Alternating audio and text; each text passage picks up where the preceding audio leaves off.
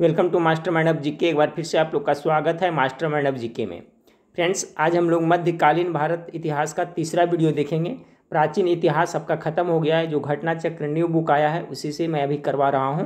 तो प्राचीन भारत का इतिहास खत्म हो गया फ्रेंड्स, उसका सभी को मैं प्ले लिस्ट में डाल दिया हूँ, नहीं देखें तो वहाँ जा करके देख लीजिएगा। और ये मध्यकालीन भारत का तीसरा वीडियो है, ठीक है। वीडियो अच्छा लगे तो लाइक करिएगा और चैनल पर पहली बार विजिट करें तो चैनल को सब्सक्राइब कर बेल आइकन को दबा दीजिएगा, ठीक है फ्रेंड्स। बहुत सारे स्टूडेंट कमेंट करके कह रहे थे कि थोड़ा स्लो पढ़ाने के लिए फास्ट ज़्यादा मैं बोल देता हूँ फ्रेंड्स, ठीक है। तो थोड़ा समझ करके बोलेंगे, धीरे धीरे बोलेंगे, आप लोग ध्यान से रिवीजन करते चलिएगा। आज का पहला पॉइंट है, शेर शाह ने शुद्ध चांदी का रुपया, जो कितना ग्रेन का था, 178 ग्रेन का, तथा तांबे का दाम 380 ग्रेन चलाया था, ठीक है फ्रेंड्स। शेर शाह ने शुद्ध चांदी का रुपया चलाया था, वो कितना 178 ग्रेन का था, तथा तांबे का दाम चलाया था जो आपका 380 ग्रेन का था, ठीक है। शेर शाह ने। अगला है फ्रेंड्स आपका, रुपया और दाम की विनिमय दर कितना थी, तो 1 अनुपात कितना 64 थी, याद रखिएगा। रुपया और दाम का जो विनिमय दर था फ्रेंड्स कितना था, तो 1 अनुपात 64 की थी। अगला पॉइंट है फ्रेंड्स कि हाजी बेगम ने अपने पति हुमायूं के मकबरे का निर्माण दिल्ली में 1564 में करवाया था। अब देखिए हाजी बेगम कौन है, तो हाजी बेगम है जो हुमायूं की पत्नी थी, और हाजी बेगम ने ही आपका हुमायूं के मकबरे का निर्माण दिल्ली में करवाया था, ठीक है। तो हुमायूं का मकबरा कहाँ है, दिल्ली में। याद रखिएगा 1564 में इसकी पत्नी हाजी बेगम ने हुमायूं का मकबरे का निर्माण करवाया था। अगला पॉइंट आपका है कि शेर शाह सूरी ने मारवाड़ के युद्ध में राजपूतों के शौर्य पराक्रम से प्रभावित होकर कहा कि मात्र एक ही मुट्ठी बाजरे के चक्कर में मैंने अपना साम्राज्य खो दिया।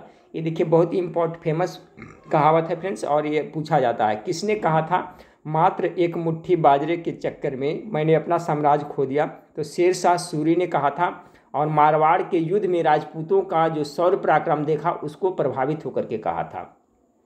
अगला पॉइंट आपका है कि शेर शाह का मकबरा बिहार के शाहाबाद के सासाराम नामक स्थान पर एक तालाब के बीच ऊंचे चबूतरे पर बना है, ठीक है। शेर शाह का मकबरा आपका सासाराम में, सभी जानते होंगे।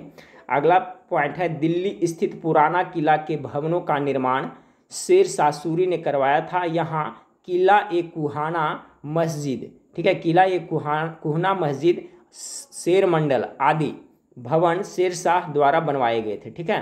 तो देखिए याद रखिएगा, किला एक कुहना और मस्जिद, किला एक कुहना मस्जिद और शेर मंडल, ये सभी है जो इसका निर्माण किसने करवाया था, तो शेर शाह ने आपको करवाया था। अगला पॉइंट आपका है कि कृषक की मदद के लिए शेर शाह ने पट्टा एवं कबूलियत की व्यवस्था प्रारंभ की थी। याद रखिएगा, इंपॉर्टेंट है फ्रेंड्स।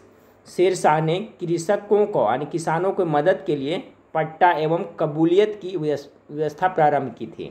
अगला पॉइंट आपका है, अकबर ने सर्वप्रथम कछवाहा राजपूतों से वैवाहिक संबंध स्थापित किए थे, ठीक है। अकबर जो सर्वप्रथम किससे, तो आपका कछवाहा राजपूतों से वैवाहिक संबंध स्थापित किए थे। अगला पॉइंट है फ्रेंड्स कि बिहारीमल, जिसे भारमल भी कहा जाता था, बिहारीमल अर्थात भारमल पहला राजपूत राजा था जिसने स्वेच्छा से अकबर की अधीनता स्वीकार की थी, ठीक है। इंपॉर्टेंट पॉइंट है कि कौन सा राजा था पहला जो स्वेच्छा से अकबर की अधीनता स्वीकार की थी, तो उसका नाम था भारमल या बिहारीमल। याद रखिएगा, बिहारी या भारमल है जो अपना स्वेच्छा से अधीनता स्वीकार करने वाला प्रथम राजा था, ठीक है। अगला पॉइंट आपका है फ्रेंड्स कि अकबर ने सूफी मत में अपनी आस्था जताते हुए चिकित्सा संप्रदाय को समर्थन दिया था। अकबर ने सूफी मत में अपनी आस्था जताते हुए चिश्तिया संप्रदाय को समर्थन दिया था, ठीक है फ्रेंड्स, पढ़ने में मिस्टेक हो रहा था। अकबर ने सूफी मत में अपनी आस्था जताते हुए चिश्तिया संप्रदाय को समर्थन दिया था। अगला पॉइंट आपका है कि माहम अनगा के पुत्र अधम खां को 1562 में अकबर ने स्वयं मारा था, क्योंकि उसने अकबर के प्रधानमंत्री अतगा खां की हत्या कर दी थी, ठीक है फ्रेंड्स। देखिए आपका जो अधम खां है, ठीक है, अधम खां को अकबर ने स्वयं मारा था। क्यों मारा था 1562 ईस्वी में, क्योंकि अकबर का जो प्रधानमंत्री था अतगा खां, उसका वो हत्या कर दी थी। इसके बदले में आपका माहम अनगा के पुत्र अधम खां को अकबर ने 1562 में मार दिया था। अगला पॉइंट आपका है, दुर्गावती गोंडवाना के हिंदू राज्य की योग्य शासिका थी, ठीक है। दुर्गावती कौन थी, तो गोंडवाना के हिंदू राज्य की योग्य शासिका थी। अकबर के आक्रमण 1564 ईस्वी के फलस्वरूप शत्रु से घिर जाने पर इस वीर रानी ने आत्महत्या कर ली थी।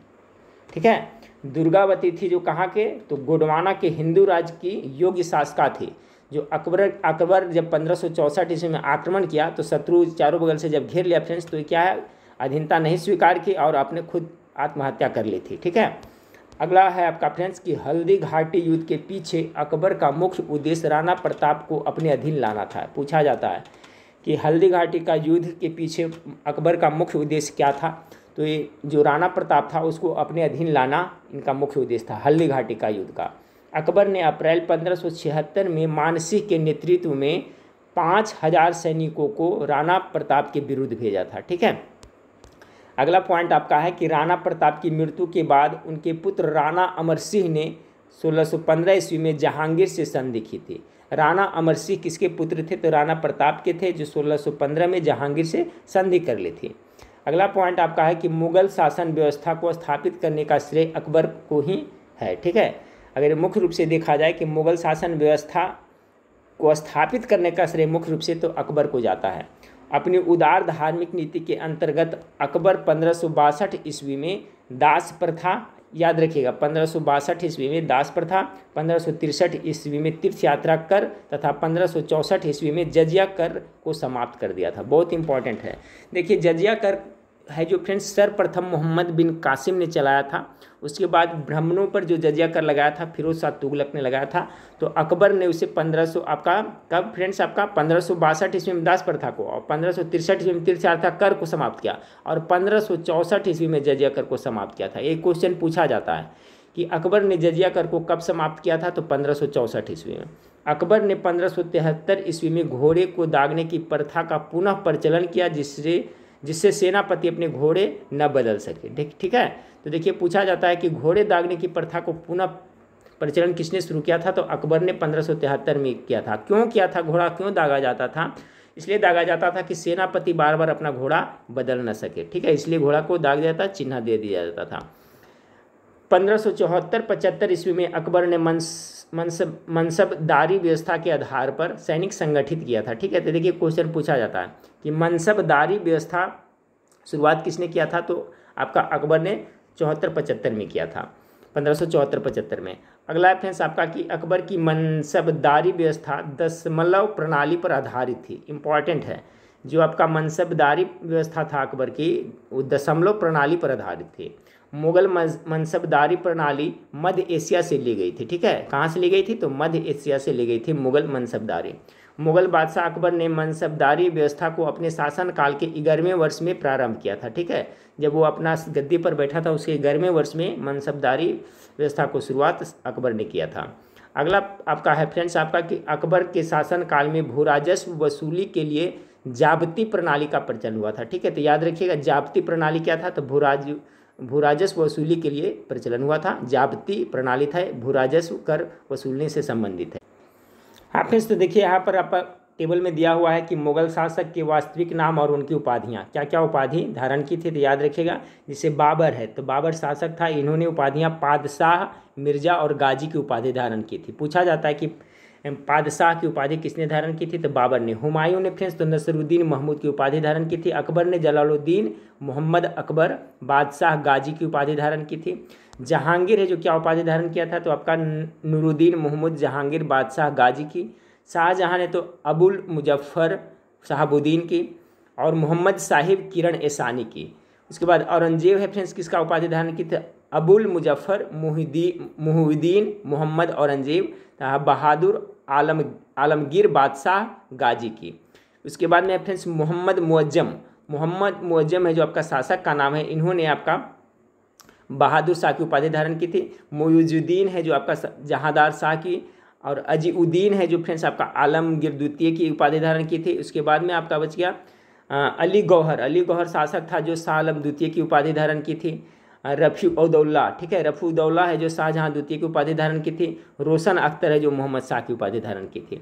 अगला पॉइंट को देखिए, अगला पॉइंट आपका है कि अकबर ने अपने शासनकाल के 24वें, ठीक है, यानी 24वें वर्ष यानी 1580 में आईने दहसाला टोडरमल बंदोबस्त नामक नई कर प्रणाली को शुरू करके मुगलकालीन व्यवस्था को स्थायी स्वरूप प्रदान किया। ये पूछा जाता है कि आईने 10 साला, तो आईने 10 साला क्या है, तो टोडरमल बंदोबस्त इसे कहा भी जाता है। ये क्या था फ्रेंड्स, नामक नई कर प्रणाली है। आईने 10 साला है जो कर प्रणाली है, जो 24वें वर्ष में 1580 ईस्वी में अकबर ने शुरू किया था। अगला पॉइंट को देखें कि इस प्रणाली का वास्तविक प्रणेता टोडरमल था। ठीक है, इस जो आपका आईने 10 साला जो चलाया गया था फ्रेंड्स, कर प्रणाली, तो इसके जो वास्तविक प्रणेता था वो टोडरमल था। इसी कारण इसे टोडरमल बंदोबस्त भी कहते हैं। तो याद रखिएगा, आईने 10 साला को टोडरमल बंदोबस्त भी कहा जाता है। इसलिए कहा जाता है कि इसका जो मुख्य था, जो प्रणेता था, कौन था, तो टोडरमल ही था। अगला पॉइंट को देखिए फ्रेंड्स कि अकबर कालीन भू राजस्व व्यवस्था की 10 साला पद्धति को बंदोबस्त व्यवस्था के नाम भी जाना जाता है। ठीक है, 10 साला पद्धति को बंदोबस्त व्यवस्था के नाम से जाना जाता है। अगला पॉइंट आपका फ्रेंड्स, जहांगीर के समकालीन मोहसिन फानी ने अपनी रचना दबिस्तान ए मजहिब में पहली बार दीन ए इलाही का एक स्वतंत्र धर्म के रूप में उल्लेख किया है। ठीक है, जहांगीर के समकालीन था मोहसिन फानी, और अपनी रचना, मोहसिन फानी की रचना क्या है, दबिस्तान ए मजाहिब में पहली बार दीन इलाही का एक स्वतंत्र धर्म के रूप में उल्लेख किया है। याद रखिएगा। अगला है फ्रेंड्स आपका, तुर्की सुल्तान का महल इतना सुंदर है कि पर्सी ब्राउन ने उसे स्थापत्य कला का मोती कहा है। ठीक है, तुर्की सुल्तान का महल इतना सुंदर था उसको, इसलिए पर्सी ब्राउन ने क्या कहा है, उसे स्थापत्य कला का मोती कहा है। अगला पॉइंट है फ्रेंड्स आपका कि अकबर ने 1582 में तौहीद ए इलाही या दीन ए इलाही की स्थापना की। ये बहुत ज़्यादा इंपॉर्टेंट पॉइंट है कि अकबर ने दीन ए इलाही की स्थापना कब किया था, तो 1582 ईस्वी में। याद रखिएगा, ये पूछा जाता है अक्सर एग्जाम में। अगला पॉइंट है फ्रेंड्स, इस नवीन संप्रदाय का प्रधान पुरोहित अबुल फजल था। ठीक है, किसका, तो दीन ए इलाही जो की स्थापना की गई थी, तो ये जो संप्रदाय था इसका प्रधान कौन था फ्रेंड्स, अबुल फजल था, इसका पुरोहित था दीन ए इलाही का। अगला पॉइंट आपका है, हिंदुओं में केवल बीरबल ने इसे स्वीकार किया था। ठीक है, देखिए ये भी पूछा जाता है कि हिंदुओं में कौन था जो दीन ए इलाही को स्वीकार किया था, तो आपका बीरबल ने स्वीकार किया था। ठीक है, इम्पॉर्टेंट है कि दीन ए इलाही धर्म को पहला हिंदू स्वीकार करने वाला कौन था, तो बीरबल है। अब देखिए, मुगल कालीन साहित्य है और इधर आपका लेखक है, इधर आपका किताब का ग्रंथ का नाम है, इधर लेखक है। बाबर नामा का लेखक बाबर है, हुमायूं नामा का गुलबदन बेगम है। सबका रिवीजन करते चलिएगा फ्रेंड्स, पूछा जाता है एग्जाम में। तो बाबर नामा का हो गया आपका बाबर, हुमायूं नामा के लेखक गुलबदन बेगम, अकबर नामा के लेखक अबुल फजल, तुजुक ए जहांगीरी के लेखक जहांगीर, पादशाह नामा का अब्दुल हमीद लाहौरी। इंपॉर्टेंट है, पूछा जाता है, सभी इंपॉर्टेंट है इसमें, सबको एक बार रिवीजन कर लीजिए। पादशाह नामा के अब्दुल हमीद लाहौरी, खुलासत उत तवारीख के सुजान राय, उसके बाद में फ्रेंड्स फुतुहात ए आलमगीरी के ईश्वरदास नागर, फिर नुक्सा ए दिलकुस्सा के भीमसेन बुरहानपुरी ने लिखा इसे, और तबकात ए अकबरी के निजामुद्दीन अहमद ने। तो देखिए एक ग्रंथ है फ्रेंड्स, यहाँ वीडियो को पॉज कर करके एक बार चाहे तो आप यहाँ पर अच्छी तरह से 2-3 बार इसको रिवीजन कर सकते हैं। ठीक है, याद करने के लिए तो वीडियो को पॉज कर करके 2-3 बार इसको रिपीट कर लीजिएगा, इसमें तो बहुत सारा आप लोगों को याद भी होगा। चलिए अगला पॉइंट आपका है फ्रेंड्स, अगला पॉइंट आपका है कि अकबर ने अपनी राजकवि फैजी की अध्यक्षता में एक अनुवाद विभाग की स्थापना की थी। देखिए ये फैजी था जो कौन था फ्रेंड्स, तो अकबर के राजकवि था। ये पूछा जाता है फैजी है जो किसका राजकवि था, तो अकबर के राजकवि था। तो अकबर ने राजकवि फैजी की अध्यक्षता में एक अनुवाद विभाग की स्थापना की थी। अकबर के आदेश से महाभारत के विभिन्न भागों का रजमनामा नाम से फारसी में अनुवाद नकीब खां, बंदायूनी तथा फैजी आदि विभिन्न विद्वानों के सम्मिलित प्रयत्नों से किया गया था। ठीक है, तो अकबर के शासनकाल में ही महाभारत का है जो फारसी में अनुवाद करा गया था, उसका नाम क्या था रखा था फ्रेंड्स, तो रजमनामा। ठीक है, तो रजमनामा है जो महाभारत का फारसी अनुवाद है, और इसको किस किस ने किया था फ्रेंड्स, तो देखिए नकीब खां, बंदायूनी तथा फैजी आदि विभिन्न विद्वानों के सम्मिलित प्रयत्नों से आपको किया गया था। अगला पॉइंट है, बंदायूनी ने रामायण का, फैजी ने लीलावती का तथा अबुल फजल ने कलियादमन का फारसी में अनुवाद किया। ठीक है, तो बंदायूनी ने रामायण का भी अनुवाद किया था, याद रखिएगा, फैजी ने लीलावती का, और अबुल फजल ने कलिया दमन की फारसी में अनुवाद किया था। पूछा जाता है फ्रेंड्स कि रामायण का जो आपका फारसी में अनुवाद किसने किया, बंदायूनी ने। लीलावती का फारसी में किसने किया था फ्रेंड्स, तो आपको अबुल फजल ने। और कलिया दमन का फारसी अनुवाद किसने किया था फ्रेंड्स, तो एक मिनट फ्रेंड्स, बंदायूनी का आपका हो गया बंदायूनी ने रामायण का, सॉरी यहाँ पर पढ़ने में मिस्टेक हो रहा है, बंदायूनी ने रामायण का किया था फ्रेंड्स फारसी में अनुवाद, और फैजी ने किया था लीलावती का, ठीक है, और अबुल फजल ने किया था कलिया दमन का फारसी अनुवाद। तो तीनों को याद कर लीजिएगा, ठीक है। अगला है अकबर के दरबार के प्रसिद्ध ग्रंथकर्ताओं में सबसे प्रमुख कश्मीर का मोहम्मद हुसैन था, ठीक है। अकबर के दरबार में प्रसिद्ध ग्रंथकर्ताओं में कश्मीर के मोहम्मद हुसैन था, जिसे अकबर ने जरी कलम की उपाधि प्रदान की थी। ये पूछा जाता है फ्रेंड्स कि अकबर ने जरी कलम की उपाधि किसे प्रदान की थी, तो मोहम्मद हुसैन को। या तो मोहम्मद हुसैन को अकबर द्वारा कौन सा उपाधि प्रदान की गई थी, तो मोहम्मद हुसैन को जरी कलम की उपाधि अकबर ने दिया था। अगला पॉइंट आपका है फ्रेंड्स कि हरि विजय सूरी वह जैन साधु था जो अकबर के दरबार में कुछ वर्ष तक रहा एवं जिसे जदगुरु की उपाधि से सम्मानित किया गया था, ठीक है, याद रखिएगा। हरि विजय सूरी है जो जैन धर्म का साधु था, ठीक है, अकबर के दरबार में रहा था, अकबर ने उसे जदगुरु की उपाधि से सम्मानित किया था। अगला पॉइंट आपका है फ्रेंड्स कि मुगल दरबार में एक अन्य विद्वान जिनचंद्र सूरी भी रहते थे, जिन्हें युग प्रधान की उपाधि प्रदान की गई थी, ठीक है। यानी मुगल दरबार में एक अन्य विद्वान कौन रहते थे, जिनचंद्र सूरी भी रहते थे, जिन्हें युग प्रधान की उपाधि दी गई थी। मुगल कालीन विद्वान अबुल फजल ने अमेरिका की खोज का उल्लेख किया है, ठीक है। पूछा जाता है कि अमेरिका की खोज का आपका खोज का उल्लेख किसने किया है, तो मुगल कालीन विद्वान अबुल फजल ने किया है। अब देखिए फ्रेंड्स, अकबर द्वारा किए गए सुधार याद रखिएगा, बहुत इंपॉर्टेंट। दास प्रथा का अंत अकबर ने कब किया था, 1562 ईस्वी में। तीर्थ यात्रा कर की समाप्ति कब किया था, तो 1563 में। सभी को रट जाइएगा इसको फ्रेंड्स, वीडियो को पॉज कर करके, नहीं तो लिख लीजिएगा। दास प्रथा का अंत 1562 में अकबर ने किया था। तीर्थ यात्रा कर की समाप्ति 1563 में अकबर ने किया था।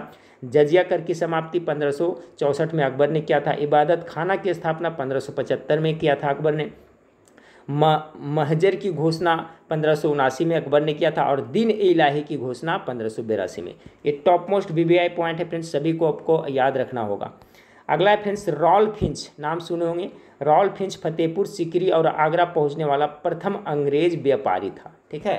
रॉल फिंच है जो फतेहपुर सीकरी और आगरा पहुंचने वाला प्रथम अंग्रेज व्यापारी था, याद रखिएगा। अकबर ने फतेहपुर सीकरी में 1575 में इबादत खानों की स्थापना की, जिसका उद्देश्य दार्शनिक एवं धार्मिक विषयों पर वाद विवाद करना था। अब देखिए फ्रेंड्स, यहाँ पर इंपॉर्टेंट पॉइंट बन रहा है, यहीं से खोद करके क्वेश्चन निकाला जाता है।